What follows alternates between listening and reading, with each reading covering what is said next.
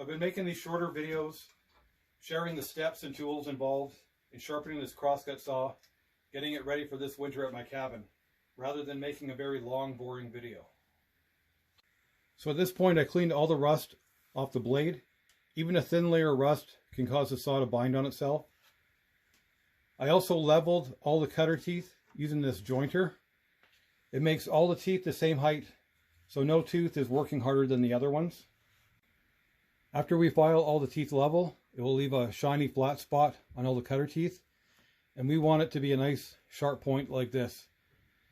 So we have to get a flat file and take off that flat spot. So we want to file this just till we get that flat spot off. We don't want to file any more, otherwise we'll make this tooth too short. So I have my file, and we're trying to match the angle of that bevel.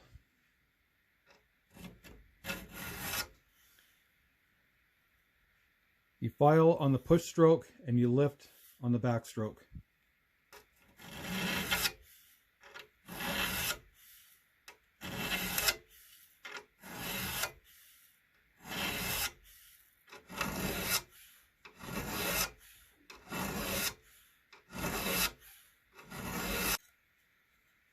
Now that it's sharp, I just want to take my file and knock off any burrs off the back of the tooth.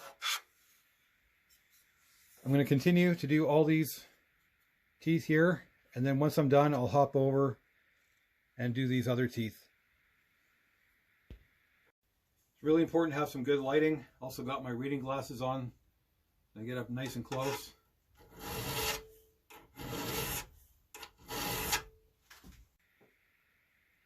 I have 2 teeth sharp, total of 40 on the saw, and I think in my next video I will start working on the rakers.